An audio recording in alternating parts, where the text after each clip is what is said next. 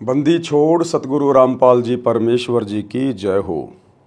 परमपिता परमात्मा सारी सृष्टि के रचनहार, कुल मालिक, असंख्य ब्रह्मांडों के स्वामी, जगत गुरु, तीनों लोकों में प्रवेश करके सबका भरण पोषण करने वाले राजाधिराज, आत्माधार, नाथों के नाथ, देवों के देव, महादेव, सर्वेश्वर, महेश्वर, मृत्युंजय, अजरो अमर, आदि अनादि, सनातनी प्रभु, जगत पिता जगदीश्वर, श्री श्री 1008 की उपाधि के वास्तविक अधिकारी, अकाल मूर्त शब्द स्वरूपी राम वासुदेव, सर्वगतम ब्रह्म, परम पूज्य, प्रथम पूज्य, परम संत, परम पुरुष, परम धनी, परम दयालु, सत्य कबीर, हक्का कबीर, अल्लाहु अकबर, बाखबर, अल्लाह ताला, जगत के तारणहार, जगत के मुक्तिदाता, जगत के जगन्नाथ, हारे के सहारे, हिंदुओं के राम, मुसलमानों के अल्लाह, सिखों के वाहिगुरु, ईसाइयों के मसीह, दया के सागर दयानिधि, करुणा के सागर करुणानिधि, स्वयंभू परिभू, संकट मोचन, कष्ट हरण, मंगल करण, दुख भंजन, अविगत कबीर, निर्विकार निर्विषम परमात्मा, अलय अलेख सतगुरु, आदि अनादि सतगुरु, असली मर्यादा पुरुषोत्तम, असली राम, असली कृष्ण, असली घनश्याम, असली मुरारी, राजाओं के राजा, महाराजाओं के महाराजा, शहंशाहों के शहंशाह, सम्राटों के सम्राट, भगवानों के भगवान, अल्लाहों के अल्लाह, प्रभुओं के प्रभु, मसीहाओं के मसीह, सच्चे वाहिगुरु, बाबाओं के बाबा, पीरों के पीर, सेठों के सेठ, जगत सेठ, सावड़सा सेठ, सर्वगुण संपन्न, अनंत कोटि कलाओं के स्वामी, अनंत कोटि ब्रह्मांडों के नायक, योगियों में महायोगी, ध्यानियों में महाध्यानी, सिद्धों में परम सिद्ध, ज्ञानियों में तत्व ज्ञानी, ब्रह्म ज्ञानी, महाज्ञानी, परम ज्ञानी, सर्वश्रेष्ठ ज्ञानी, विज्ञानी, युवा कबीर, समरथ कबीर, असमवात, अमित ओजा, सच्चे रहनुमा, करीम अल्लाह, शुभान अल्लाह, दुनिया के अंतिम पैगंबर, 8 सितंबर 1951 से गांव धनाना, जिला सोनीपत, हरियाणा, भारतवर्ष की पावन भूमि पे प्रकट रियल कल की भगवान, श्री नारायण साकार हरि, श्री बाबा साहेब, नूर अनंत परमात्मा, संत श्रोमणी सतगुरु रामपाल जी परमेश्वर जी के चरण कमल में साध संगति से जुड़े हुए देश विदेश से आप और हम सभी सत्सेवक भाई बहनों का अनंत कोटि दंडवत प्रणाम। सत्साई भाई और बहनों, दया परमपिता परमेश्वर जी की, सारी सृष्टि के मालिक सतगुरु रामपाल जी की, जिनके विशेष आशीर्वाद से, शुभ आशीर्वाद से, उन्हीं के कर कमल से लिखित पवित्र पुस्तक जीने की राह के ऊपर वीडियो बनाने की श्रृंखला जारी है। इसी श्रृंखला में आज हमारा 18वें नंबर का वीडियो है। भाई और बहनों, प्रत्येक वीडियो में गुरुदेव भगवान के आशीर्वाद से हमें अध्यात्म के विषय में बहुत ही गहरी गहरी बातें पता चल रही हैं, जो बातें हमारे विश्वास को दृढ़ करती हैं, और जो भाई बहन केवल सत्संग ही सुन रहे हैं उन्हें भी बहुत सारी बातों का पता चल रहा है। तो आज के वीडियो में हम आगे बढ़ते हैं। आज का 18वें नंबर का वीडियो, पवित्र पुस्तक जीने की राह, पेज नंबर 136। आज गुरुदेव भगवान हमें पंडित की परिभाषा से परिचित करवा रहे हैं। पंडित, यह शब्द सुनते ही आम आदमी को लगता है कि किसी ब्राह्मण जाति के व्यक्ति की ओर इशारा है, किसी ब्राह्मण जाति की ओर इशारा है, पंडित जाति की ओर इशारा है। लेकिन भाई और बहनों, अध्यात्म में पंडित उसे कहते हैं जो पिंड के विषय में जानता है। पंडित सोई जो पिंड की जाने। पिंड यानी ये शरीर, एक ब्रह्मांड का पूरा लघु चित्र हमारे इस शरीर के अंदर है। तो कहते हैं पंडित सोई जो पिंड की जाने, और ब्राह्मण सोही जो ब्रह्म पहचाने। ब्रह्म यानी भगवान, जो भगवान को पहचानता है, असल में वो ब्राह्मण है। आज इस पृथ्वी पर यदि वास्तव में कोई पंडित है, कोई ब्राह्मण कहलाने का अधिकारी है, तो केवल सतगुरु रामपाल जी के फॉलोवर हैं, जो उस ब्रह्म को पहचान गए, जो वास्तव में पंडित हैं, जिनको ज्ञान है, आत्म ज्ञान है, परमात्म ज्ञान है, जो पिंड के विषय में जानते हैं। तो असल में इस पृथ्वी पर सतगुरु रामपाल जी के भक्तों के अलावा ना तो कोई ब्राह्मण है, ना कोई पंडित है। बाकी झूठी फीत लगाकर चाहे दुनिया घूमती रहो, लेकिन उनको अध्यात्म के विषय में कै ख गय का भी ज्ञान नहीं है। पंडित की परिभाषा, पंडित कहते हैं विद्वान को। जैसे हम लोग सुनते हैं कि रावण को पंडित कहते हैं, पंडित, कि रावण पंडित था। भाई सतयुग में तो कोई जाति थी नहीं। अगर पंडित कोई जाति है तो रावण को फिर पंडित क्यों कहते हैं कि रावण पंडित था? सतयुग में तो पंडित नाम की कोई जाति थी ही नहीं, जाति धर्म उस समय थे ही नहीं, तो रावण को पंडित क्यों कहा जाता है? पंडित यानी विद्वान, जिसे शास्त्रों का ज्ञान हो, भक्ति का ज्ञान हो, उसको कहते हैं पंडित, विद्वान। पंडित कहते हैं विद्वान को। मेरे पूज्य गुरुजी ब्राह्मण जाति में गांव बड़ा पैतावास, तहसील चरखी दादरी, जिला भिवानी, हरियाणा में जन्मे थे। गुरुदेव भगवान कह रहे हैं कि मेरे मुंह बोले गुरुदेव, यानी गुरुदेव भगवान का कोई गुरुदेव नहीं है, ये जगत गुरु हैं। और जो जगत गुरु होता है वो स्वयं परमात्मा होता है, परमेश्वर होता है, जो पूरे जगत को ज्ञान देने के लिए आता है। तो जगत गुरु का कोई गुरु नहीं हो सकता धरती पे। जगत गुरु कबीर परमात्मा को कहते हैं। जाति हमारी जगत गुरु, परमेश्वर है पंथ, दास गरीब लिखित पढ़े, मेरा नाम निरंजन कंत। लेकिन गुरुदेव भगवान ने आप और हमारे तक अपना संदेशा पहुंचाने के लिए, आप और हमें अपनी शरण में लेने के लिए अपने आप को छुपाते हुए एक मुंह बोला गुरु बनाया, गुरु शिष्य परंपरा का निर्वाह किया। तो आदरणीय राम देवानंद जी को 17 फरवरी 1988 के दिन इस कबीर परमेश्वर सतगुरु रामपाल जी ने लोक दिखावे में अपना मुंह बोला गुरु धारण किया। इसलिए गुरुदेव कह रहे हैं कि मेरे जो गुरुदेव थे वो ब्राह्मण जाति में थे, आपको कभी पंडित नहीं कहते थे। यानी आदरणीय राम देवानंद जी परंपरागत पंडित जाति में जन्मे थे, लेकिन उसके बावजूद भी वो कभी अपने आप को ब्राह्मण नहीं कहते थे।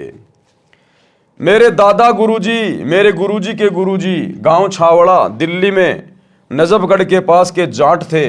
वे छोटी आयु में ही संत गंगेश्वरानंद जी के सत्संग से प्रभावित होकर उनके साथ हरिद्वार चले गए थे। संत गंगेश्वरानंद जी ने उनको काशी विद्यापीठ में पढ़ने के लिए छोड़ा। वे तीक्ष्ण बुद्धि के धनी थे।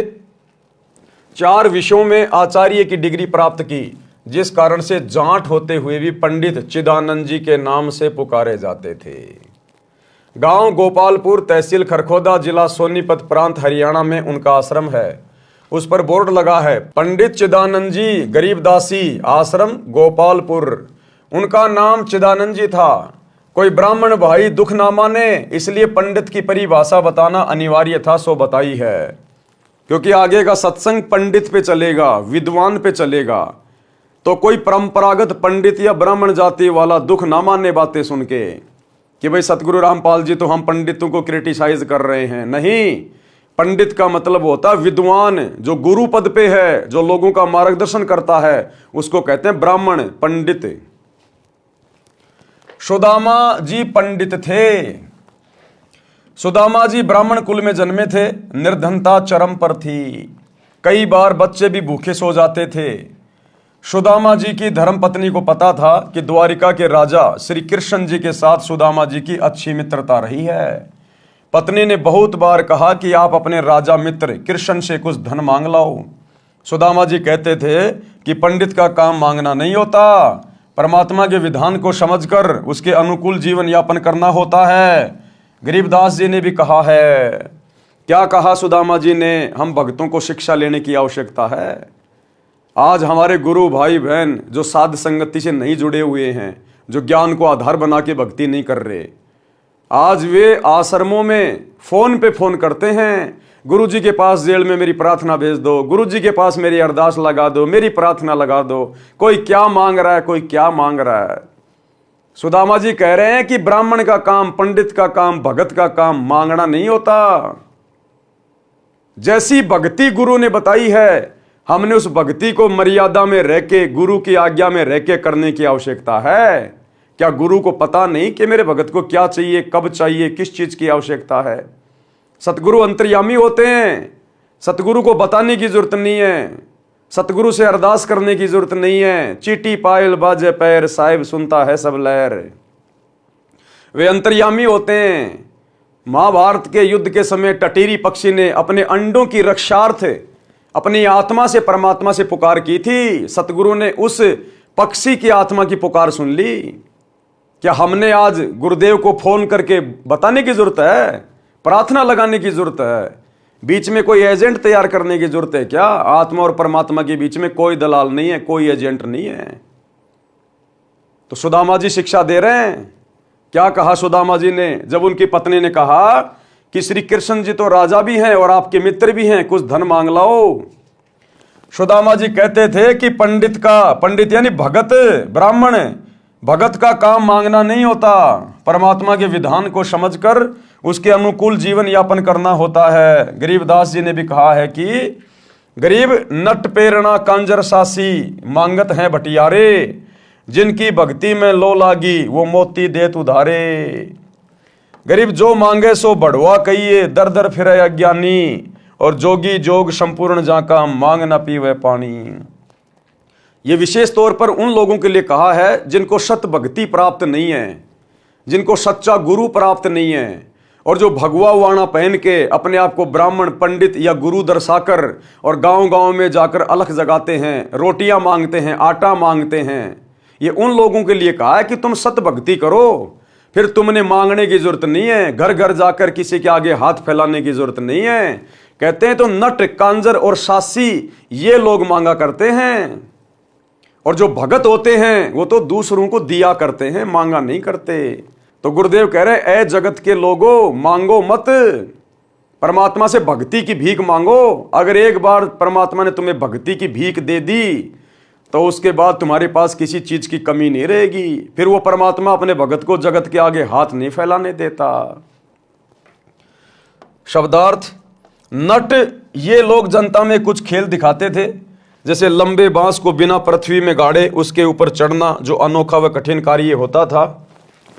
उस खेल के समापन पर कटोरा लेकर तमाशा यानी खेल देखने के लिए उपस्थित भीड़ से रुपए पैसे मांगते थे। इसी प्रकार अन्य जाति के व्यक्ति कंजर, सांसी, बटियारे अपनी कला दिखाकर रुपए या कणक, गेहूं, बाजरा, चना मांगते थे। यदि योगी यानी साधक भी ऐसी सिद्धियों का प्रदर्शन करके रुपए व कणक इकट्ठे करता है तो उसकी सत्य साधना नहीं है। यदि सत्य साधक होता, शिष्यों को आशीर्वाद रूपी मोती देकर धनी बनाता, जो साधक के भाग्य से अलग अपनी ओर से उधार रूप में होता। यदि संत दर दर पर जाकर मांगता फिरता है तो वह अज्ञानी है, उसके पास शास्त्र अनुकूल साधना नहीं, वह संत नहीं, भड़वा है, भड़वा। मांगे सो ही भड़वा कहिए, दर दर फिरे अज्ञानी, और जोगी जोग संपूर्ण जिसका, मांग ना पीवे पानी। भड़वा का अर्थ यहां पर बेशर्म है। जोगी यानी साधक की भक्ति संपूर्ण उसकी मानी जाती है जो किसी से कुछ नहीं मांगे। उसके उदाहरण में कहा है कि वह साधक और वस्तु तो छोड़ो, पानी भी मांगकर नहीं पीता। जो असली साधक होता है वो पानी भी मांगकर नहीं पीता, वो भी परमात्मा व्यवस्था कर देगा किसी और में प्रेरणा करके। भाई और बहनों, जब ये दास हिसार जेल में गया और जब मुझे जेल के अंदर छोड़ा गया, तो जैसे ही मैं जेल में गया मुझे प्यास बहुत भयंकर लग रही थी। अब मैंने सोचा यहां पानी मैं पीऊं किसका, सब लोग ऐसे गंदे संदे दिखाई दे रहे हैं यहां तो मुझे एक कमरे में छोड़ दिया गया, और भी वहां पर बहुत सारे लोग थे। तो मुझे बहुत जोर की प्यास लग रही थी। तो जैसे मैं उस ब्लॉक के अंदर गया और जाते ही उन कैदियों का जो सरदार होता है, 10, 15, 20, 50 कैदी जिस ब्लॉक में होते हैं, उनका एक ठेकेदार होता है, उसको कहते हैं लम्बड़दार। तो लम्बड़दार ने मुझे देखकर कहा कि आ जाओ आ जाओ आ जाओ, बैठो बैठो बैठो बैठो। मैं बैठ गया वहां पर। कहां से आए हो, क्या नाम है, क्यों आए हो, मैंने 2-4 बातें उसको बता दी। अब उसने तुरंत कहा कि मुझे पता है आपको प्यास लग रही है। वो लम्बड़दार बोला मुझे पता है आपको प्यास लग रही है। मैंने कहा प्यास तो लग रही है लेकिन पीऊं कहां। बोले मेरे पास में साफ बोतल है, बिल्कुल मैंने सुबह भरी है, मैं मेरी अलग से बोतल रखता हूं, किसी को नहीं पिलाता, मेरी साफ बोतल है। तो उसमें से उसने मुझे पानी दिया, मैंने परमात्मा की अंदेव की आरती की और फिर मैंने पानी पिया। तो परमात्मा इस प्रकार से भी अपने भगत के साथ में रहता है। तो कहते मांगे सो ही बढ़वा कहिए, दर दर फिरे अज्ञानी, और जोगी जोग संपूर्ण जिसका, मांग ना पीवे पानी। परंतु पत्नी के बार बार आग्रह करने पर विपर सुदामा जी अपने मित्र श्री कृष्ण जी के पास चले गए। श्री कृष्ण जी ने उनका विशेष सत्कार किया। मुट्ठी भर चावल साथ लेकर गए थे जो श्री कृष्ण जी ने चाव के साथ खाए। चरण तक धोए और कुशल मंगल पूछा तो पंडित सुदामा जी ने कहा कि हे भगवान, मुझे किसी वस्तु की आवश्यकता नहीं है। खुद श्री कृष्ण रूप में कबीर परमात्मा ही सारी लीला कर रहे थे, सारा खेल खेल रहे थे।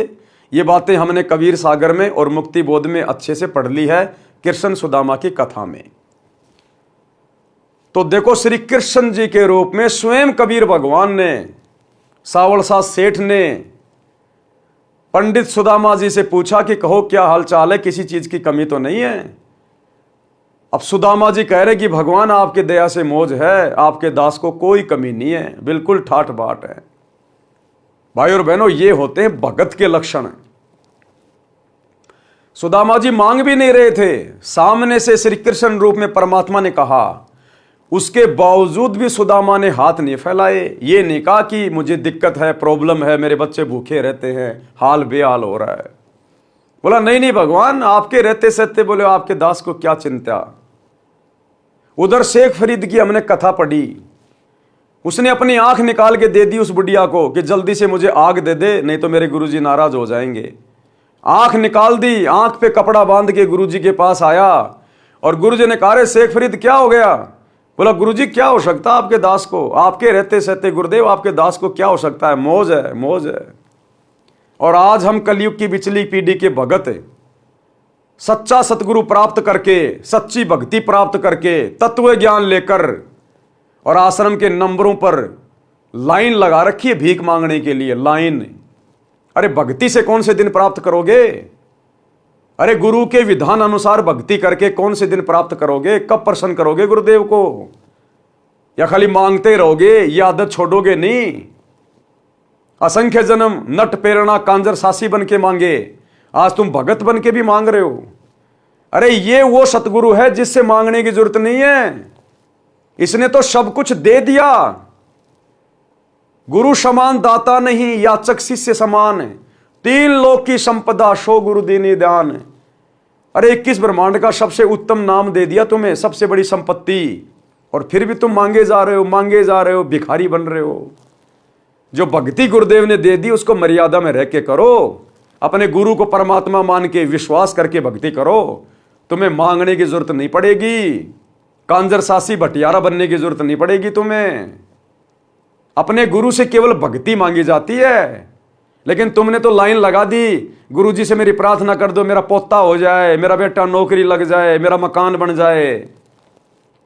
गुरुदेव कहते हैं तुम्हें मांगना भी नहीं आता, चौथा युग आ गया। कहते भक्ति दान मोहि दीजिए देवन के देवा हो, जन्म पाया भूलू नहीं करहूं पद सेवा हो। भगत ने केवल भक्ति मांगनी चाहिए अपने गुरु से, सांसारिक और भौतिक सुख नहीं मांगने चाहिए, केवल भक्ति। भक्ति में सर्वस्व आ जाता है अगर मर्यादा में रह के करोगे तो श्री कृष्ण रूप में कबीर परमात्मा सतगुरु रामपाल जी ने खुद कहा कि भाई क्या चाहिए, बाकी सब ठीक है। तो सुदामा जी कह रहे बिल्कुल चंगा। तो पंडित सुदामा जी ने कहा कि ये भगवान मुझे किसी वस्तु की आवश्यकता नहीं है, आपकी कृपया से ठीक निर्वाह हो रहा है, जबकि घर पर पूरा परिवार भूखा मर रहा था। एक सप्ताह श्री कृष्ण जी के पास रुककर सुदामा जी घर को चल पड़े। एक बार भी नहीं कहा कि कुछ धन दे दो, वे जानते थे कि कबीर बिन मांगे मोती मिले, मांगे मिले न भीख, और मांगन से मरना भला, यह सतगुरु की सीख। शब्दार्थ, कबीर परमात्मा ने भी बताया है कि जो पूर्ण परमात्मा की सत्य साधना करता है, तो आज हम पूर्ण परमात्मा की सत्य साधना कर रहे हैं नहीं कर रहे। हमारे गुरुजी पूर्ण परमात्मा है या नहीं है? 2000% पूर्ण परमात्मा। कबीर परमात्मा ने बताया कि जो पूर्ण परमात्मा की सत्य साधना करता है उसे मांगना नहीं चाहिए, ना ही तो जगत से मांगना चाहिए, ना रिश्तेदारों से मांगना चाहिए, ना आड़ोसी पाड़ोसी से मांगना चाहिए। अरे भगत तो लोगों को उधार देता है, सतगुरु के भगत होकर हम दुनिया के भिखारी बन रहे हैं। जरा सी दिक्कत आई नहीं, रिश्तेदारों के आगे हाथ फैला देते हैं, समाज के आगे हाथ फैला देते हैं। परमात्मा कहते हैं तुम्हारी भक्ति चल नहीं रही, तुम मर्यादा में नहीं हो, अन्यथा भगत तो दुनिया को उधार देते हैं, भगत दुनिया का भिखारी नहीं बनता, और वो भी सतगुरु का भगत है। अरे सेठों के सेठ सावड़सा सेठ का बेटा क्या कभी किसी से भीख मांगेगा? क्या किसी साहूकार का बेटा किसी के आगे हाथ फैलाता है? और यदि हाथ फैला रहा है तो वो जगत में हंसी का पात्र बनता है, वो हंसी का पात्र बनता है। तो हमारे गुरुदेव तो सेठों के सेठ जगत सेठ है, इनसे ऊपर तो कोई है ही नहीं। और इनके बेटा बेटी होके यदि हम जगत से, समाज से, रिश्तेदारों से, यार दोस्तों से भीख मांगते हैं, भाई देना जरा 5000 रुपये उधार, देना जरा 10,000 रुपये उधार, तो हमसे बड़ा भिखारी है कोई दुनिया में? कबीर परमात्मा ने भी बताया है कि जो पूर्ण परमात्मा की सत साधना करता है उसे मांगना नहीं चाहिए। मांगने से परमात्मा रुष्ट हो जाता है, उसको भिक्षा भी नहीं मिलती। वह साधक यानी भगत परमात्मा पर विश्वास रखकर नहीं मांगेगा तो परमात्मा उसकी इच्छा पूरी करेगा।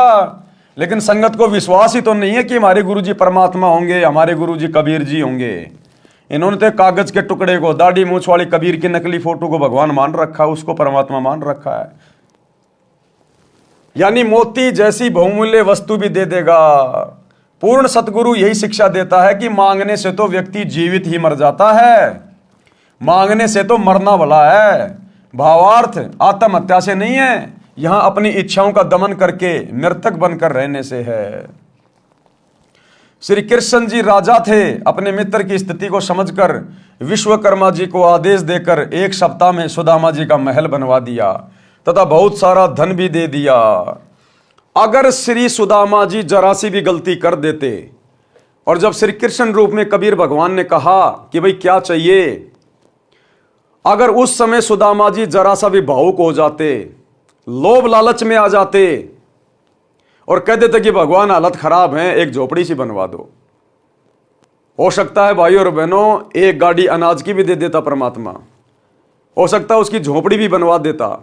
लेकिन आज सुदामा का नाम श्री कृष्ण जी के साथ में नहीं जुड़ता, आज ये कथा पूरे समाज में नहीं फैलती। लेकिन सुदामा ने उदाहरण पेश कर दिया कि मांगन से मरना भला, यह सतगुरु की सीख है। उसने मांगा नहीं, क्योंकि भगत का काम मांगना नहीं होता। जो साधना गुरु ने बताई है उस साधना को सफल करो, मर्यादा में रह के भक्ति करो, गुरु को प्रसन्न करो, भक्ति भाव में चल के, जगत भाव में चल के, नाराज मत करो। अगर उस समय सुदामा मांग लेता, गलती कर देता, तो आज सुदामा का भक्ति इतिहास में नाम नहीं होता। और नहीं मांगा तो परमात्मा ने बिना मांगे दे दिया, उसका महल बनवा दिया जो सुदामा कभी सौपन में भी नहीं सोच सकता था। और धन धान्य से पूरा घर भर दिया, पूरी जिंदगी का समाधान कर दिया उसका। अपने मित्र की स्थिति को समझकर विश्वकर्मा जी को आदेश देकर एक सप्ताह में सुदामा जी का महल बनवा दिया तथा बहुत सारा धन भी दे दिया। पंडित सुदामा जी अपने धर्म कर्म पर डटे रहे, जिस कारण से उनको लाभ हुआ। इसे पंडित कहते हैं, जो मांगे सो बढ़ुआ कहलाता है। पंडित की यही परिभाषा है। प्रसंग चल रहा है दीक्षा यानी नाम लेने के पश्चात भगत की आस्था संसार तथा परमात्मा में कैसी होनी चाहिए। नाम दीक्षा लेने के बाद भगत ने किस प्रकार से भक्ति मार्ग पर संभल के चलना चाहिए, संसार के प्रति भगत की सोच कैसी होनी चाहिए और परमात्मा यानी अपने गुरु के प्रति कैसी सोच होनी चाहिए। उस प्रसंग में पवित्र कबीर सागर ग्रंथ के अध्याय अनुराग सागर में परमेश्वर कबीर जी ने अपनी प्रिय आत्मा धर्मदास जी को इस प्रकार बताया है। अध्याय अनुराग सागर का सारांश, अनुराग सागर पेज नंबर 3 से 5 तक का सारांश। प्रश्न नंबर 3 से, धर्मदास जी ने परमेश्वर कबीर जी से प्रसन्न किया। प्रश्न, प्रभु दीक्षा प्राप्ति के पश्चात परमेश्वर में कैसी आस्था होनी चाहिए। उत्तर दिया, परमेश्वर कबीर जी ने बताया है कि जैसे मृग यानी हिरण शब्द पर आसक्त होता है, वैसे साधक परमात्मा के प्रति लगन लगावे। गुरु से लगन कठिन है भाई, सत भक्ति में सतगुरु स्वयं परमात्मा होता है।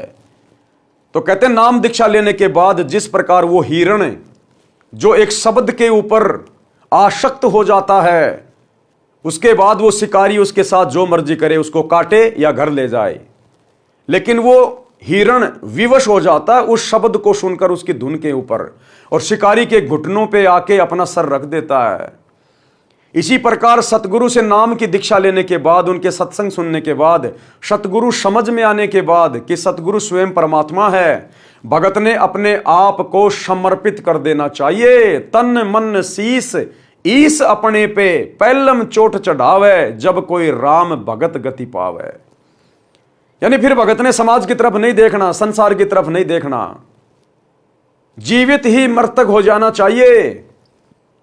क्योंकि सतगुरु के शरण में आने के बाद सतगुरु हमें जो ज्ञान देगा, जो भक्ति देगा, जो मर्यादाएं देगा, उस आधार से समाज से, जगत से हमारा कोई विशेष लगाव होना ही नहीं चाहिए। ना हम कोई त्योहार मनाएंगे, ना हम फालतू की परंपराओं को निभाएंगे, ना हम व्यर्थ के रीति रिवाजों को निभाएंगे, ना हम घूमने जाएंगे, ना कोई पिकनिक पे जाएंगे, तो भला फिर समाज से यारी दोस्ती रिश्तेदारी निभाने के लिए बच क्या गया? हम तो समाज की तरफ से मर जाते हैं। और जैसे हमें गुरुदेव भगवान कहें, जो मर्यादा बता दी, जो नियम बता दिए, हमने केवल उसी हिसाब से चलना है, एक कदम भी आउट नहीं चलना। और नाम दीक्षा लेकर यदि हम राजनेताओं की रैलियों में धक्के खाते रहेंगे, दुनिया के आरक्षणों में जाके बैठ जाएंगे, गुंडों की सीबीआई जांच करवाएंगे, जाटों की धर्मशाला बनवाएंगे, स्टेडियम बनवाएंगे, अयोध्या में भंडारा लगाएंगे, बजरंग दल के साथ बैठ के बांग्लादेश के मुसलमानों के खिलाफ नारे लगाएंगे, तो भैया फिर सतगुरु कुछ नहीं करेगा। इसका मतलब अभी आपको ना तो सतगुरु समझ में आया, ना अभी आपको ज्ञान समझ में आया। तो गुरुदेव के कहने का मतलब है कि नाम दीक्षा लेने के बाद आपने भी उस हिरण की तरह अपने गुरुदेव के चरणों में स्वयं को न्योछावर कर देना चाहिए, समर्पित कर देना चाहिए। केवल गुरु की मर्यादा और भगत का पैर, यानी एक भी अपना कदम गुरु की मर्यादाओं के खिलाफ नहीं जाना चाहिए, गुरु की आज्ञा के खिलाफ नहीं जाना चाहिए, तब जाकर वो भगत सफल होगा। इसलिए कहते हैं गुरु से लगन कठिन है भाई, लगन लगे बिन काम न सरता, जीव प्रलय हो जाई। गुरु से लगन कठिन है भाई, समर्पित काल होने नहीं देता। हिरण यानी मृग पकड़ने वाला एक यंत्र से विशेष शब्द करता है जो हिरण को अत्यंत पसंद होता है। जब वह शब्द बजाया जाता है तो हिरण उस ओर चल पड़ता है, और शिकारी जो शब्द कर रहा होता है उसके सामने बैठकर मुख जमीन पर रखकर समर्पित हो जाता है, अपने जीवन को दांव पर लगा देता है। इसी प्रकार उपदेशी को परमात्मा के प्रति, किस परमात्मा के प्रति? सतगुरु के प्रति समर्पित होना चाहिए, अपना जीवन न्योछावर कर देना चाहिए, यानी समाज से हट जाना चाहिए, सामाजिक परंपराओं से हट जाना चाहिए, रीति रिवाजों से हट जाना चाहिए, केवल अपने गुरुदेव के आदेश के अनुसार ही चले जो सत्संगों में उन्होंने बता दिए होते हैं। दूसरा उदाहरण, हमने किस प्रकार अपने सतगुरु के प्रति समर्पित होना चाहिए, तब जाकर हमारा ये मोक्ष वाला बात बनेगा, जन्म मरण का रोग कटेगा। पतंग यानी पंख वाला कीड़ा जो प्रकाश बहुत प्रिय है, यानी जो पतंग होता है उसको प्रकाश यानी लाइट बहुत प्यारी लगती है। अपनी प्रिय वस्तु को प्राप्त करने के लिए वह दीपक, मोमबत्ती, बिजली की गर्म लाइट के ऊपर आसक्त होकर उसे प्राप्त करने के उद्देश्य से उसके ऊपर गिर जाता है और मृत्यु को प्राप्त हो जाता है। कहने का मतलब है हम अपने गुरुदेव भगवान के वचन पर इस कदर दृढ़ हो जाएं कि हमने समाज को नहीं देखना, यारी दोस्ती रिश्तेदारी को नहीं देखना, वो चाहे हमें कितना ही कुछ कहें, कितना ही ताना मारें, कितना ही व्यंग करें, हमें कैसा भी कुछ कहें, लेकिन हमने उनकी बातों की ओर ध्यान नहीं देना, तवज्जो नहीं देना। गुरुदेव की मर्यादाओं के अनुसार, गुरुदेव के आदेश के अनुसार ही हमने अपना जीवन यापन करना है। इसी प्रकार भगत को परमात्मा प्राप्ति के लिए मर मिटना चाहिए। समाज की परंपरागत साधना को तथा अन्य शास्त्र विरुद्ध रीति रिवाजों को त्यागने तथा सत्य साधना करने में कठिनाइयां आती हैं, उनका सामना करना चाहिए। चाहे कुछ भी कुर्बानी देनी पड़े, कुछ भी कुर्बानी, जैसे मीराबाई ने कुर्बानी दी, मीराबाई ने सब कुछ छोड़ दिया अपने गुरुदेव की मर्यादाओं के लिए, भक्ति के लिए। भगत मंसूर ने शरीर का अंग अंग कटवा दिया अपने गुरुदेव की मर्यादाओं को निभाने के लिए। गुरुदेव के वचन पर मर मिटे वो, तब जाकर आज उनका दुनिया में नाम है, भक्ति इतिहास में। पीछे नहीं हटे। तीसरा उदाहरण, किस प्रकार अपने गुरुदेव पर समर्पित होना चाहिए। पुराने समय में पत्नी से पहले यदि पति की मृत्यु हो जाती थी तो पत्नी अपने पति से इतना प्रेम करती थी, वह अपने मृत पति के साथ उसी चिता में जलकर मर जाती थी। अगर भक्ति करूंगा तो केवल अपने गुरु की, अगर भक्ति करूंगा तो केवल अपने गुरु की, वरना यह शरीर छोड़ना मंजूर, लेकिन भक्ति करूंगा तो सतगुरु की। उस समय घर तथा कुल के व्यक्ति समझाते थे कि तेरे छोटे छोटे बच्चे हैं, इनका आपके बिना कौन पालन करेगा।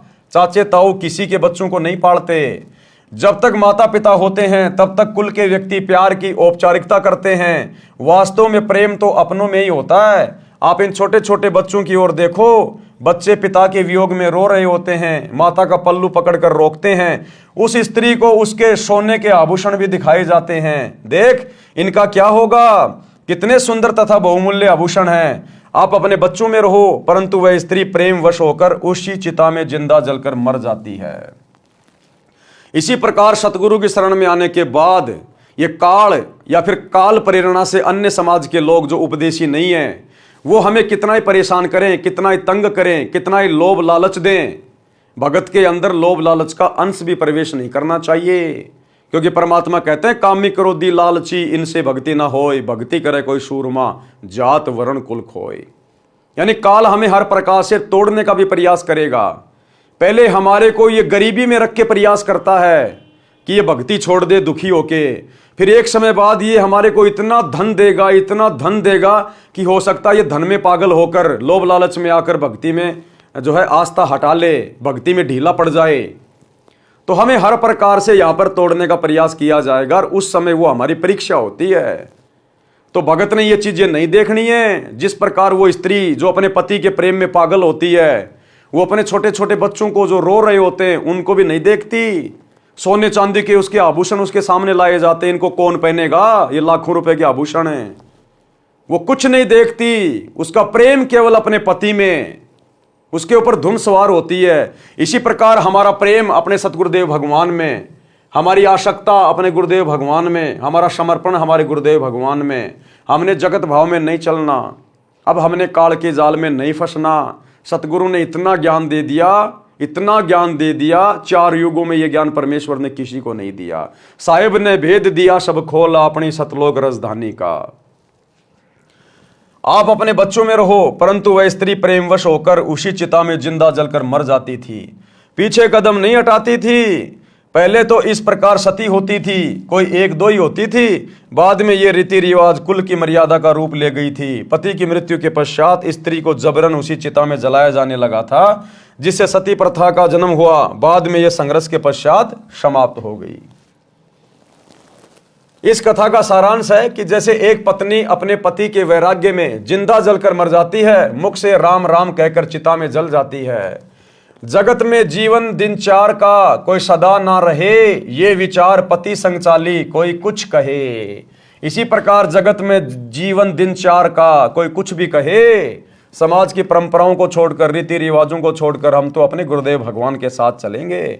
जो आज्ञा गुरुदेव की है, जो नियम गुरुदेव के हैं, हम नहीं तोड़ेंगे, ना समाज के लिए, ना परिवार के लिए, ना यारी दोस्ती रिश्तेदारी के लिए। हम प्रत्येक वचन निभाएंगे अपने आत्मा के कल्याण के लिए। शब्दार्थ, बहुत पुराने समय में स्त्री अपने मृत पति के साथ जलकर मर जाती थी। उस समय उसकी आस्था अपने पति के अतिरिक्त किसी अन्य धन संपत्ति, बालकों या आभूषण में नहीं रहती थी। वह विचार करती थी कि संसार में आज नहीं तो कुछ दिन बाद मृत्यु होगी। संसार के व्यक्ति कुछ भी कहें, वह किसी की परवाह नहीं करती थी। इस तरह का विचार करके वह स्त्री अपने पति के साथ जलकर मरती थी। यह कुरीति थी, परंतु उस समय बहुत महत्व माना जाता था। अब शिक्षित समाज ने इस कुरीति व जुल्म का अंत कर दिया है। भक्ति में दृढ़ता उत्पन्न करने के लिए ये उदाहरण सटीक है कि भगत को भी, अब क्या कह रहे हैं गुरुदेव ये उदाहरण देकर, कि भगत को भी ऐसी आस्था परमात्मा प्राप्ति के लिए लगानी चाहिए। संसार के व्यक्तियों की सांसारिक बातों पर ध्यान न देकर अपने उद्देश्य की सफलता के लिए दृढ़ता से भक्ति करें, मर्यादा का पालन करें। नीचे की वाणियों में यही समझाया है कि भगत सत्य पुरुष की साधना के लिए ऐसे ही लगन लगाए, संसार के नाते संपत्ति को भूल जाए और केवल परमात्मा में ध्यान लगाए। लेकिन भाई यहां तो सांसारिक नातों को निभाया जा रहा है, दृढ़ किया जा रहा है। गुरुदेव के दोनों लड़के हरियाणा के जाट समाज की गोहाना जाट धर्मशाला बनवा रहे हैं, 1 करोड़ रुपए लगा रहे हैं भगत समाज का, जाटों से यारी निभा रहे हैं अपने समाज से। धनाना गांव में लोगों से यारियां निभा रहे हैं, करोड़ों रुपए का बैडमिंटन का स्टेडियम बना रहे हैं अपने समाज के लिए, जाट समाज के लिए, अपने स्वार्थ के लिए, ताकि हमारे आश्रम के बनने में, आश्रम के चलने में धनाना गांव वाले कोई दिक्कत पैदा ना करें। गांव वालों का मुंह बंद किया जा रहा है, वो जो कहते हैं वही काम करवाया जा रहा है, चाहे मर्यादा टूटे चाहे ना टूटे। 2 कोडी के राजनेताओं की रैलियों में संगत को बसों में भर भर के भेजा जा रहा है ताकि बीजेपी सरकार हमसे प्रसन्न रहे और हरियाणा में हमारे आश्रम चलते रहे। तो यहां तो बिल्कुल उल्टा काम हो रहा है भाई और बहनों, बिल्कुल उल्टा। हम कौन से दिन समझेंगे फिर, कब समझेंगे? अब इस सतगुरु के अलावा कोई दूसरा सतगुरु धरती पे नहीं आने वाला। इस ज्ञान के अलावा अब कोई और ज्ञान कोई नहीं देने वाला। और अब भी यदि हमारी बुद्धि सेंटर में नहीं है तो हम फिर सतलोक जाने के योग्य नहीं हैं। हे धर्मदास, इसी प्रकार भगत का विचार होना चाहिए। ऐसे ही जो सत्य पुरुष लोलावे, कुल परिवार सब विसरावे। इसी प्रकार जिसकी लगन अपने गुरुजी में लग गई, सत्य पुरुष में लग गई, जिसको अपना गुरु समझ में आ गया, ये भक्ति समझ में आ गई, जिसको आत्म कल्याण की चिंता सताने लग गई, क्या कहते हैं? कुल परिवार सब बिसरावे। बिसराने का मतलब ये नहीं कि छोड़ छाड़ के चला जाए परिवार को, नहीं, अपनी भक्ति करे, परिवार में रहे, लेकिन अपनी भक्ति और मर्यादाओं को प्रथम रख के चले। अगर परिवार की कोई मर्यादा, कोई परंपरा, कोई रीति रिवाज अगर भक्ति में बाधक है तो वो हम स्वीकार नहीं करेंगे, वो हम बिल्कुल भी नहीं मानेंगे। बाकी जो परमात्मा ने रोल दे दिया, एक बेटे का, एक बाप का, एक बहन का, एक पति का, वो हम सारे निभाएंगे, प्यार प्रेम से रहेंगे, कमाएंगे, दमाएंगे।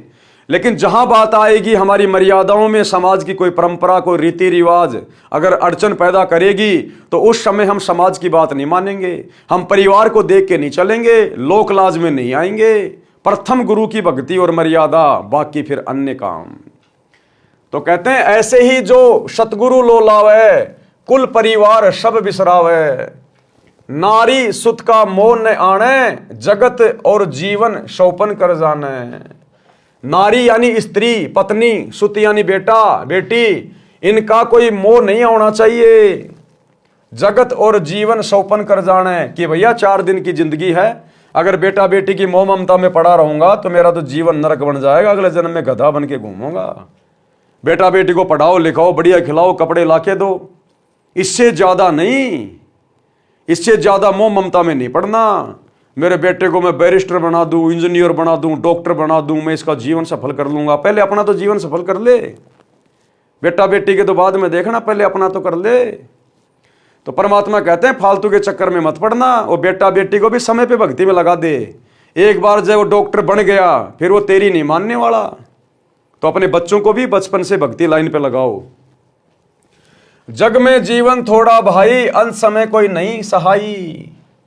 बहुत प्यारी नारी जग माही, मात पिता जाके समनाही। स्त्री, कहते हैं स्त्री अपने माता पिता से भी प्यारी लगने लगती है, लेकिन अंत समय में जब तेरा समय आएगा वो स्त्री भी तेरे साथ नहीं जाएगी जो तुझे बहुत प्यारी लगती है। तेहि कारण नरसीस जो देही, अंत समय सो नहीं संग देही। जिस औरत के कारण इंसान लड़ाई झगड़ा करके अपना सिर तक दे देता है, कोई उसकी औरत को टेढ़ी आंख से देख ले, कुछ कह दे, उसके लिए लड़ने मरने को तैयार हो जाएगा, तूने मेरी औरत को यह कैसे कह दिया। कहते हैं अंत समय में वो तेरी औरत भी तेरे साथ नहीं जाएगी जिसके कारण तू शीश देने को तैयार है।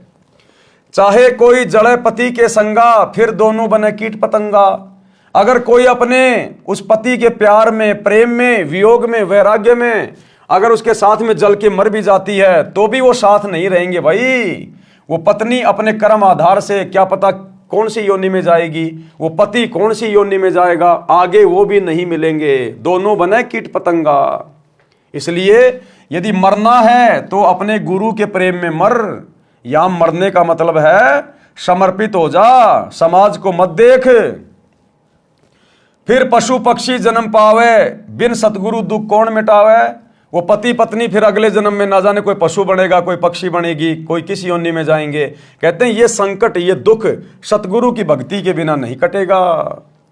ऐसी नारी बहुतेरी भाई, पति मरे तब रुदन मचाई। ऐसी औरतें बहुत हैं, जब पति मरेगा तो बहुत रोएगी, दुख मनाएगी, और काम पूर्ति की हानि विचारे, दिन तेरे ऐसे पुकारे।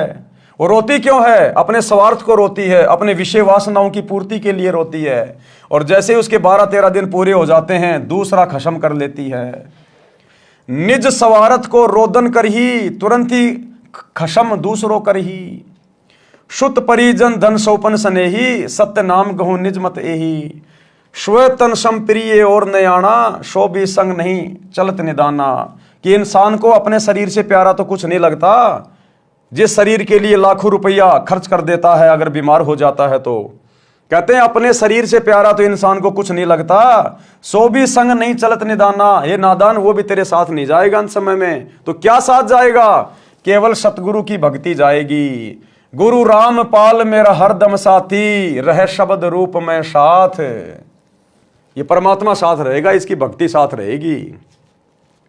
ऐसा कोई ना दिखे भाई, अंत समय में हो सहाई। सतगुरु के अलावा अंत समय में कोई भी सहायक नहीं है, सब यहीं रह जाएंगे। ये झूठे रिश्ते नाते सब यहीं रह जाएंगे। आदि अंत का सखा बुलाया, झूठे जगनातू में फिर उमाया। आदि अंत का सखा, ये है वो मित्र आदि अंत का, जिसने हमें उत्पन्न किया और अंत में यही हमें संभालेगा। ये परमात्मा सतगुरु आदि अनादि है, सतगुरु मध्य है मूल। सतगुरु को सिजदा करूं एक पलक नहीं भूल।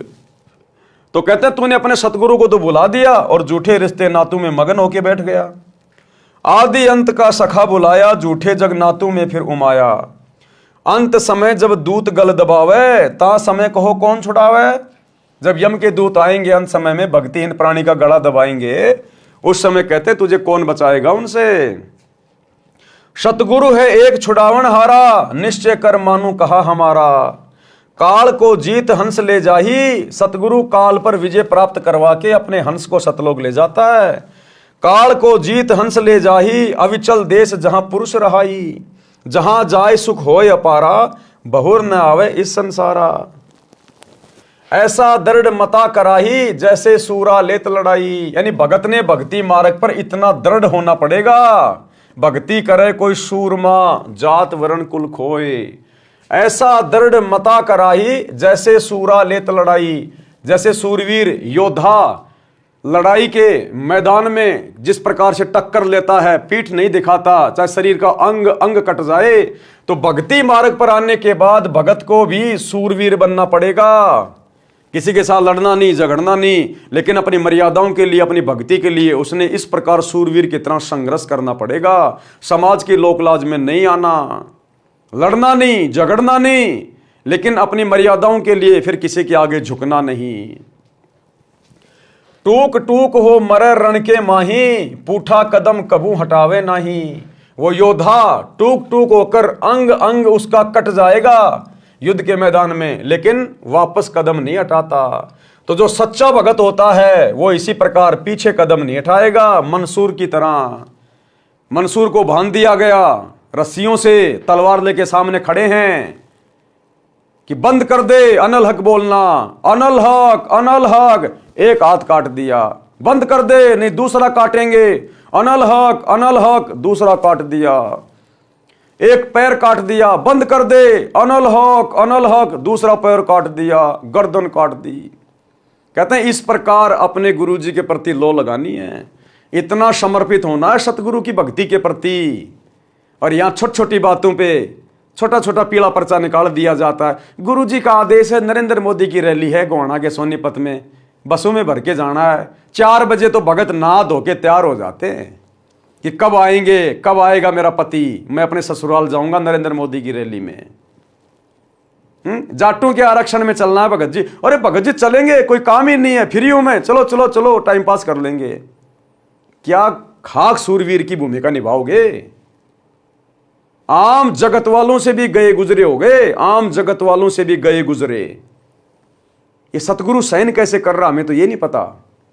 सतगुरु सब कुछ आंखों देखकर भी सहन कैसे कर रहा है, वरना अब तक तो संगत को मर मरा के गधा कुत्ता बन जाना चाहिए था, जो कर्म संगत कर रही है अपने गुरुदेव की गैर हाजिरी में बरवाला कांड के बाद। लेकिन भाई ये दीन दयाल है। राम किसी को मारे नहीं, मारे तो हत्यारा राम, अपने आप ही मर जाओगे कर कर खोटे काम। जैसे सती पति संग जरही, ऐसा दृढ़ निश्चय जो करही। यानी जब तक जीवित हैं भक्ति करेंगे तो सतगुरु की करेंगे, इतना दृढ़ निश्चय होना चाहिए भगत को। साहेब मिले जग कीर्ति होई, विश्वास कर देखो कोई। हम है राह बतावन हारा, माने वचन भव उतरे पारा। छल कपट हम नहीं कराही, निस्वार्थ परमात्म करे भाई। परमात्मा कहते हैं ये छल कपट की भक्ति हम नहीं करवाते, निस्वार्थ परमात्म करे भाई। जीव एक जो शरण पुरुष की जावे, प्रचारक को घना पुण्य पावे। यानी परमेश्वर का ज्ञान प्रचार करने वाला भी बहुत सारे पुण्य का भागी बनता है। कोटि धेनु जो कटत बचाई, एता धर्म मिले प्रचारक ताही। जैसे 1 करोड़ गायों को किसी कसाई के हत्थे से कटने से बचाया जाए, इतना पुण्य ज्ञान प्रचारक को मिलता है। लावे गुरु शरण दीक्षा दिलावे, आपा न थापे सब कुछ गुरु को बतावे। गुरु के चरणों में लावे और उनको दीक्षा दिलावे और अपने ऊपर कुछ भी नहीं रखे कि मैंने तेरे को नाम दिला दिया, मेरे कारण तू गुरु जी से जुड़ा है। नहीं, अपने ऊपर नहीं थोपना, नहीं तो गधा बन के घूमेगा कि भैया सतगुरु ने दास को निमित्त बनाया है। सतगुरु ने दास की भी सेवा लगानी थी, दास को निमित्त बना के परमात्मा ने आप तक संदेशा पहुंचाया है। बस इतना ही, अपने ऊपर नाले कभी कि मैंने 200 भक्तों को नाम दिला दिया, मैं हर समागम में 20 भक्त लेके जाता हूं, ये नहीं, अभिमान नहीं। जो कोई प्रचारक गुरु बन बैठे, परमात्म रूठे काल का नाठ है। अगर कोई नालायक खुद ही अगर गुरु बन गया, जैसे वो संजय दिल्ली वाला बन गया, कहते परमात्मा रूठ जाएगा और काल तुम्हारे कान पकड़ लेगा। फिर 1,28,000 झूठे गुरु रोवे, पड़े नरक में ना सुख सोवे। 28 लाख इस प्रकार के गुरु नरक में पड़े ऊपर। अब कहे हैं भूल भई बारी, हे सतगुरु सुध ले हमारी। और अब उस नरक में जाने के बाद जब उन्हें पता चला कि तुम तो अधिकारी नहीं थे, अब वो रो रहे हैं, चिल्ला रहे हैं कि सतगुरु हमें बचाओ, सतगुरु हमें बचाओ। बोए बबूल आम कहां खाई, कोटि जीवन को नरक पठाई। ऐसी गलती ना करहूं सुजाना, सत्य वचन मानो परवाना। शब्दार्थ, उपरोक्त वाणियों का भावार्थ है कि जब लड़का युवा होता है तो उसका विवाह हो जाता है। विवाह के पश्चात माता पिता से भी अधिक लगाव अपनी पत्नी में हो जाता है। फिर बच्चों से ममता हो जाती है। यदि पति की मृत्यु हो जाती है तो पत्नी साथ नहीं जाती। कुछ समय पश्चात यानी 13वीं क्रिया के पश्चात छोटे बड़े पति के भाई के साथ सगाई विवाह कर लेती है। पति को पूर्ण रूप से भूल जाती है। यदि कोई अपने पति के साथ जल मरती है तो अगले जन्म में पक्षी या पशु योनि में दोनों भटक रहे होते हैं। गुरुदेव के कहने का मतलब है, सांसारिक लोगों के ऊपर आस्था करोगे तो तुम्हें ना तो यहां कुछ मिलेगा, ना मरने के बाद कुछ मिलेगा। और यदि अपने सतगुरु के प्रति समर्पित रहोगे, मर्यादाओं में रह के भक्ति करोगे, गुरु को प्रसन्न करोगे, तो ये लोक भी सुखी और परलोक भी सुखी। जिस पत्नी के लिए पुरुष अपनी गर्दन तक कटा लेता है, यदि कोई किसी की पत्नी को बुरी नजर से देखता है, मना करने पर भी नहीं मानता है, तो पति अपनी पत्नी के लिए लड़ मरता है। फिर वही पत्नी पति की मृत्यु के उपरांत अन्य पुरुष से मिल जाती है। ये भले ही समय की आवश्यकता है, परंतु भगत के लिए ठोस शिक्षा है। यानी जगत वाले, रिश्तेदार, नाते वाले जो अनुपदेशी हैं, वो हमारे कभी हो ही नहीं सकते। हमें समझा गुरुदेव ये रहे हैं कि तुम जिन झूठे रिश्ते नातों में उलझ के बैठे हो ना, कि ये मेरा फलाना, ये मेरा फलाना, ये मुसीबत में मेरे काम आएगा, परमात्मा कहते हैं तुम्हारी भूल है, ये परम सत्य मान लेना। इसी प्रकार किसी व्यक्ति की पत्नी की मृत्यु हो जाती है तो वह कुछ समय उपरांत दूसरी पत्नी ले आता है। पति अपने पति के लिए अपना घर, भाई बहन, माता पिता त्याग कर चली जाती है, परंतु पत्नी की मृत्यु के उपरांत स्वार्थ के कारण रोता है। परंतु जब अन्य व्यक्ति विवाह के लिए कहते हैं तो सब भूलकर तैयार हो जाता है। भावार्थ है कि सब स्वार्थ का नाता है। इसलिए सत्य भक्ति करके उस सतलोक में चलो जहां जरा यानी वृद्धावस्था तथा मरण यानी मृत्यु नहीं है। आगे चेतावनी दी है कि हे भगत, अपने शरीर के समान इंसान को कुछ भी प्रिय नहीं होता। अपने शरीर की रक्षार्थ लाखों रुपए इलाज यानी ट्रीटमेंट में खर्च कर देता है, ये विचार करके कि यदि जीवन बचा तो मेहनत मजदूरी करके रुपए तो फिर बना लूंगा। यदि रुपए नहीं होते हैं तो संपत्ति को भी यही विचार करके बेच देता है और अपना शरीर बचाता है। परमेश्वर कबीर जी ने समझाया है कि हे धर्मदास, स्व तन सम प्रिय और नयाना, जो भी संग न चलत निदाना। शब्दार्थ, अपने शरीर के समान अन्य कुछ प्रिय नहीं है, वह शरीर भी आपके साथ नहीं जाएगा। फिर अन्य कौन सी वस्तु को तू अपना मानकर फूले और भगवान भूले फिर रहे हो। फिर नादान, जब तेरा शरीर ही तेरे साथ नहीं जाएगा तो तेरे रिश्तेदार, बेटा बेटी, भाई बंधु कहां जाएंगे, ये संपत्ति कहां जाएगी। फिर तू और किस चीज के ऊपर फूला फूला बैठा है यहां पर। इसलिए कहते हैं सतगुरु पे समर्पित हो, गुरु से लगन लगा। गुरु तुझे यहां भी हर प्रकार से सुरक्षित रखेगा और शरीर छोड़ने के बाद तुझे विमान में बैठा के अपने सतलोक लेकर जाएगा। सर्व संपत्ति तथा परिजन एक सौपन जैसा साथ है। कबीर परमेश्वर जी ने कहा है कि मेरी अपनी राय ये है कि पूर्ण संत से सत्य नाम यानी सत्य साधना का मंत्र लेकर अपने जीवन का कल्याण कराओ। और जब तक आप सौपन संसार में हैं तब तक सौपन देखते हुए पूर्ण संत की शरण में जाकर सच्चा नाम प्राप्त करके अपना मोक्ष कराओ। सभी प्राणी जीवन रूपी रेलगाड़ी में सफर कर रहे हैं। जिस डिब्बे में बैठे हो वह आपका नगर है, जिस सीट पर बैठे हो वह आपका परिवार है। जिस जिसकी यात्रा पूरी हो जाएगी वे अपने अपने स्टेशन पर उतरते जाएंगे। यही दशाई संसार की है। जैसे यात्रियों को मालूम होता है कि हम कुछ देर के साथी हैं, सभ्य व्यक्ति उस सफर में प्यार प्रेम से रहते हैं, एक दूसरे का सहयोग करते हैं। इसी प्रकार हमने अपने सौपन वाले मानव जीवन के समय को व्यतीत करना है। सौपन टूटेगा यानी शरीर छूटेगा तो पता चलेगा ये क्या था। वह परिवार तथा संपत्ति कहाँ है जिसको संग्रह करने में अनमोल जीवन नष्ट कर दिया। गुरुदेव के कहने का मतलब है इस परिवार में, रिश्तेदारियों में, समाज में, इन रिश्ते नातों में ज्यादा मत उलझो। केवल अपनी जिम्मेदारियों तक सीमित रहो। हद से ज्यादा मोह ममता में पड़ोगे, परमात्मा की भक्ति से छूट जाओगे। अंत में काल यही तुम्हारा पैर खींच लेगा वापस। जहां आशा तां बाशा होई, मन कर्म वचन सुमरियो सोई। और ये अपना है भी नहीं, ये तो एक सौपन में जी रहे हैं अपन। जैसे रात्रि में सौपन आता है, कहां कहां पहुंच जाते हैं, किस किस नगर में पहुंच जाते हैं, राजा महाराजा बन जाते हैं।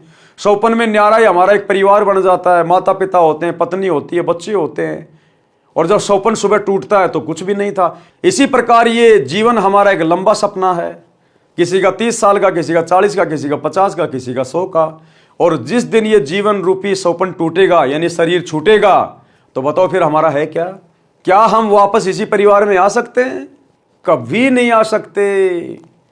क्या वापस आकर हम इस संपत्ति को अपना बना सकते हैं? कभी नहीं बना सकते।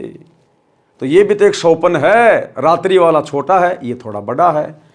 तो गुरुदेव कह रहे हैं कि भक्ति में लो लगा लो, ये सारी बातें सोच समझ के आस्था अपनी गुरु में लगा लो पूरी। संसार के अंदर परमात्मा के अतिरिक्त ऐसा कोई नहीं है जो मृत्यु के समय में यम के दूत कंठ को बंद करेंगे, उस समय आपकी सहायता करेंगे।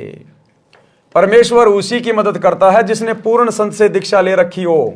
परमेश्वर उस सतगुरु के रूप में उपदेशी की सहायता करता है। इसलिए सतगुरु जी की शरण में आने के पश्चात ज्ञानवान साधक परमेश्वर में ऐसी लगन लगाए जैसी हिरण, पतंग, सती और सूरवीर लगाते हैं, जो उदाहरण पहले दे दिए गए हैं। अपने उद्देश्य से पीछे नहीं हटते। सूरवीर टुकड़े टुकड़े होकर पृथ्वी पर गिर जाना बेहतर मानते हैं, पीछे कदम नहीं हटाते। इसी प्रकार दृढ़ भगत अपनी बेइज्जती सहन कर लेगा, मार पिटाई सहन कर लेगा, लेकिन कभी भी लोकलाज में आकर, दबाव में आकर अपने सतगुरु के चरणों से दूर नहीं हटेगा। पुराणों में तथा श्रीमद् भगवद गीता अध्याय 2 श्लोक 38 में कहा है कि अर्जुन, यदि सैनिक युद्ध में मारा जाता है तो स्वर्ग में सुख प्राप्त करता है। भगत भक्ति मार्ग में संघर्ष करते हुए भक्ति करके शरीर त्याग जाता है तो सतलोक सुख सागर में सदा के लिए सुखी हो जाता है। जन्म मरण का संकट सदा के लिए समाप्त हो जाता है। जैसे हमारा जन्म पृथ्वी पर हुआ, हमारे को ज्ञान नहीं था कि हम किसके घर पुत्र या पुत्री के रूप में जन्म लेंगे। फिर हमारे को नहीं पता था कि हमारा विवाह संयोग किसके साथ होगा। ये भी ज्ञान नहीं था कि हमारे घर बेटा जन्म लेगा या बेटी। ये सब पूर्व जन्म के संस्कारवश होता चला गया।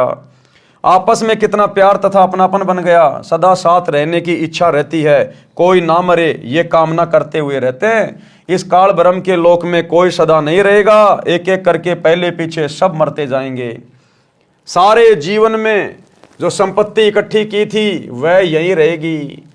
जीव खाली हाथ जाएगा, परंतु जो पूर्ण संत से सच्चे नाम की दीक्षा लेकर साधना करेगा वह सतलोक जाएगा। वहां पर ऐसे ही जन्म होगा जैसे पृथ्वी पर होता है, उसी प्रकार परिवार बनता चला जाएगा। वहां पर कोई कर्म नहीं करना पड़ता। सर्व खाद्य पदार्थ प्रचुर मात्रा में सतलोक में हैं। सदाबहार पेड़ पौधे, फुलवाड़ी, मेवा, काजू, किशमिश, मनुखा, दाग, दूध के समुद्र।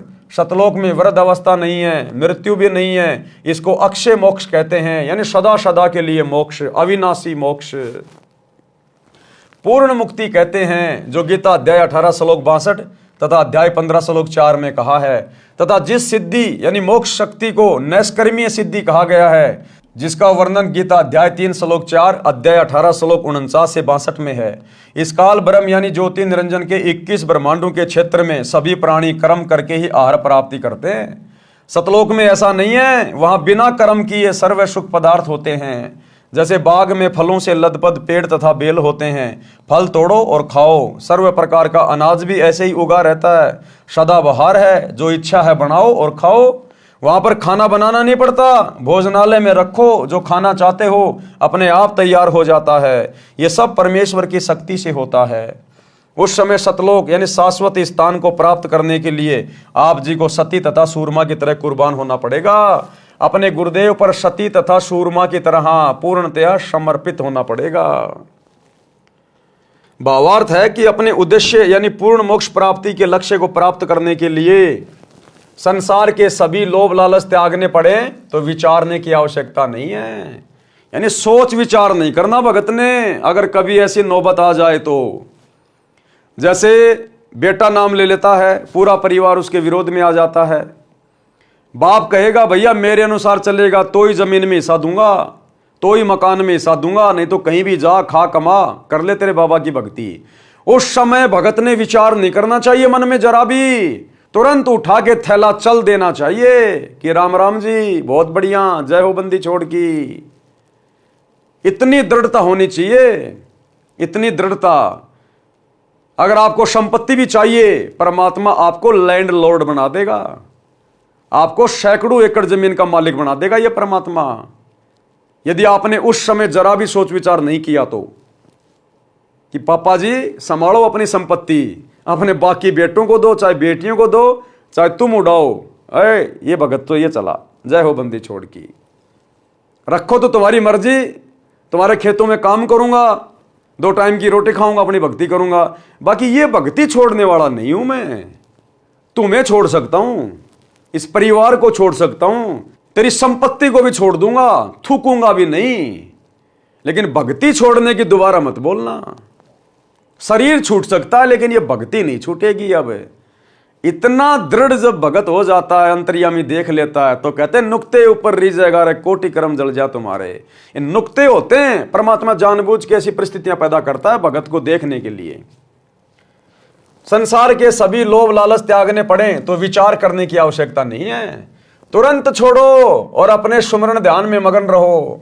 यदि सतगुरु की शरण ग्रहण नहीं की तो जिस समय अंत समय आएगा तब भक्तिहीन प्राणी के कंठ को यमदूत बंद करते हैं। उन यमदूतों से परिवार का कोई व्यक्ति नहीं छुड़वा सकता, केवल सतगुरु जी उस आपत्ति के समय सहायता करते हैं। इसलिए परमेश्वर कबीर जी ने कहा है कि अंत समय यमदूत गड़ा दबावें, उस समय को हो कौन छुड़ावे। सतगुरु एक छुड़ावन हारा, निश्चय कर मानू कहा हमारा। शब्दार्थ ऊपर कर दिया गया है।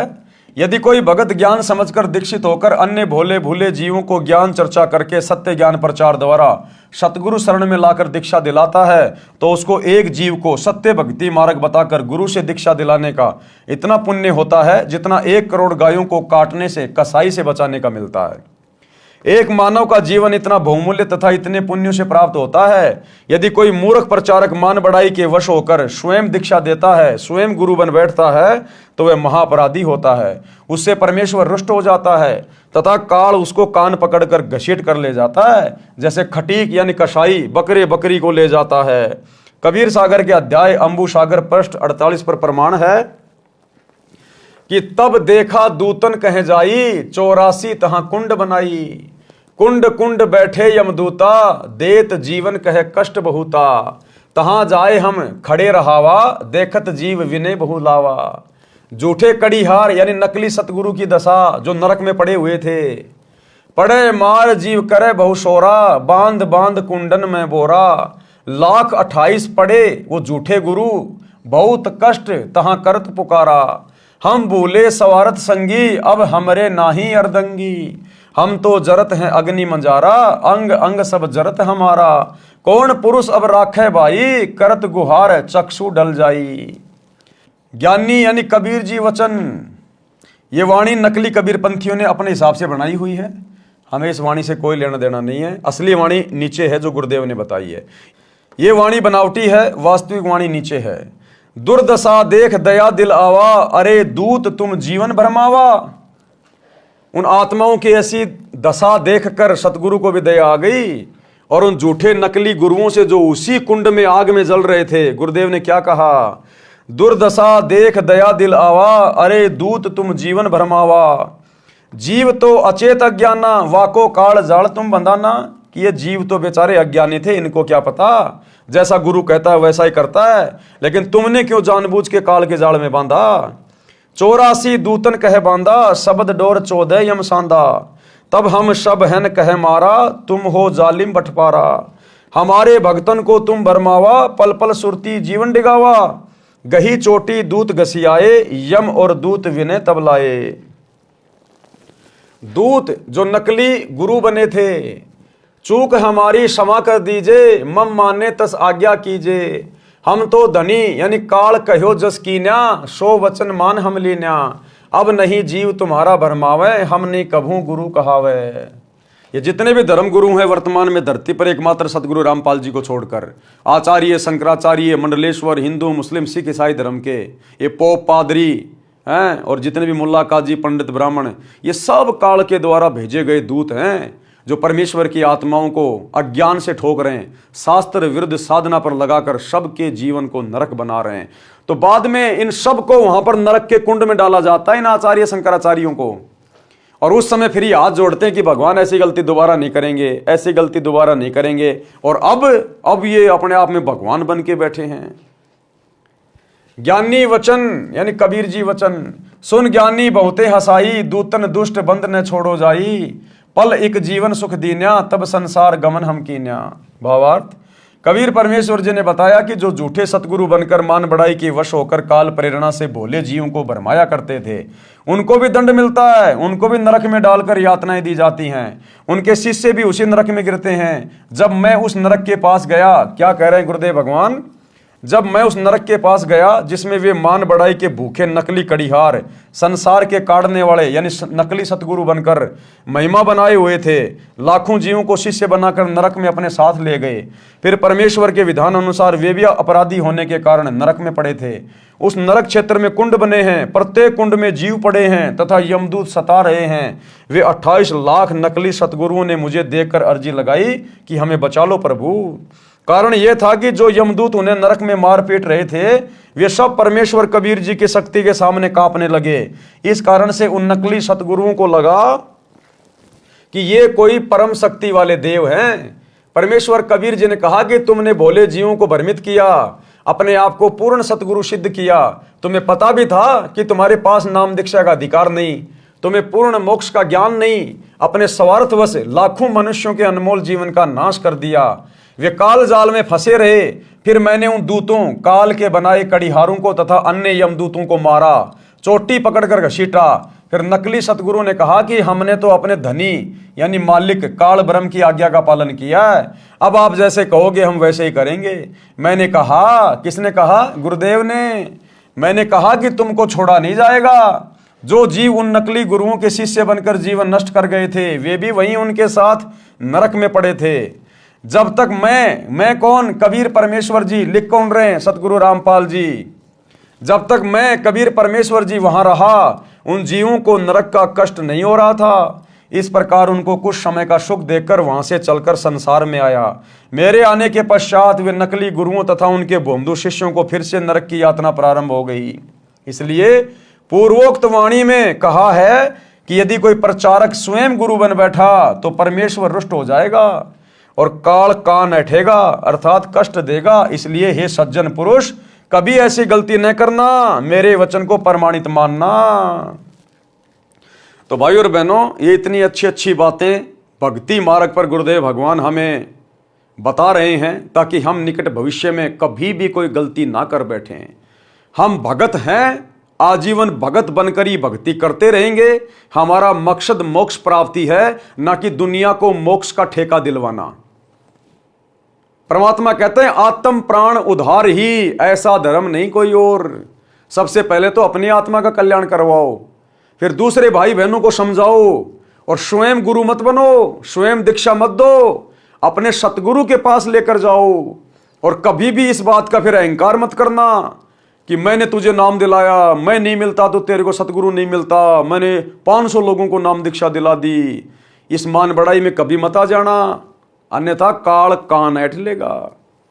कर करावे साइया मन में लहर उठा, दादू सिर धर जीव के आप बगल हो जा। तो करने कराने वाला सब कुछ सतगुरु है। आप और हम केवल 2 कोटि के जीव हैं। हम केवल यंत्र हैं, रिमोट सतगुरु के हाथ में है। इसलिए अपने आप को यंत्र मानकर ही भक्ति मार्ग पर चलते रहना चाहिए। तो भाई और बहनों, आज के वीडियो में केवल इतना ही। कल रात्रि 8 बजे सभी भाई बहन फिर से लाइव जुड़िए एक नई वीडियो के साथ में। तब तक गुरुदेव भगवान हम सबको आज्ञा दें, इजाजत दें, सद्बुद्धि दें, आशीर्वाद दें। बंदी छोड़ सतगुरु रामपाल जी भगवान की जय हो।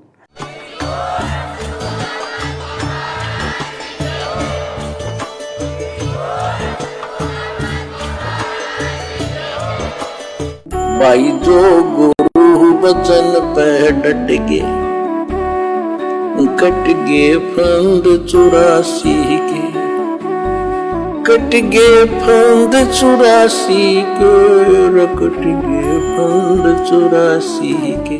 भाई जो गुरु बचन पे डट के कट गे फंद 84 के, कट गे फंद 84 के, कट गे फंद